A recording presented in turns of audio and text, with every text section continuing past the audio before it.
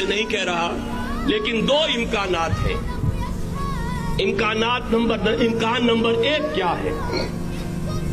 ابھی عالم اسلام کا ایک سالڈ بلاک ہے جو یہودی ورلڈ آرڈر کی نگاہوں میں کھٹک رہا ہے۔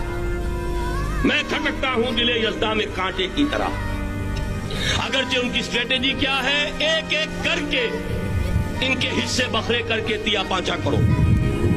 ابھی وہ بلاک کون سا ہے؟ ایران ہے، افغانستان ہے، پاکستان ہے اور روسی ترکستان سے آزاد ہونے والی جو ریاستیں ہیں، یہ ایک سالڈ بلاک۔ یہ عجمی مسلمان عربی نہیں، عربی گئے، یہ نوٹ کر لیجئے، اس لیے کہ عربوں کو اللہ نے فضیلت دی تھی، محمد ان میں سے تھے صلی اللہ علیہ وسلم، یہ رتبہ بلند ملا جن کو مل گیا۔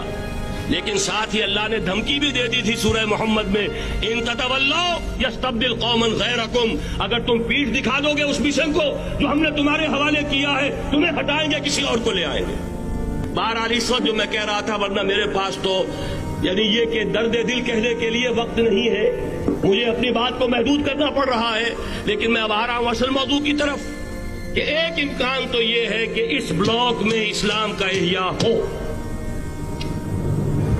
اور اس کے لیے کچھ نویدیں بھی موجود ہیں احادیث نبویہ میں۔ وہ تو آپ نے سنا ہوگا اقبال کا شعر، میرے عرب کو آئی ٹھنڈی ہوا جہاں سے، میرا وطن وہی ہے، میرا وطن وہی ہے۔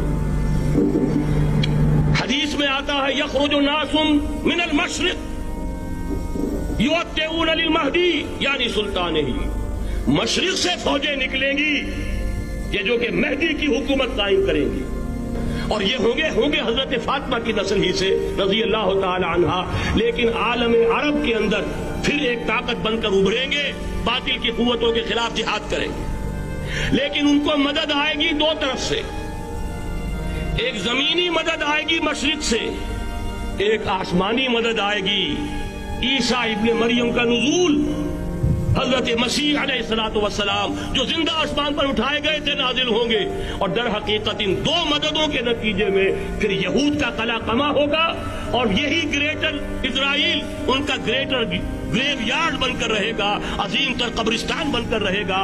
اس کی بڑی واضح حدیثیں موجود ہیں، اس کی بڑی تفصیلی خبریں موجود ہیں، یہ احادیث کی کتب کے اندر، بدقسمتی سے ہماری اس کی طرف توجہ نہیں۔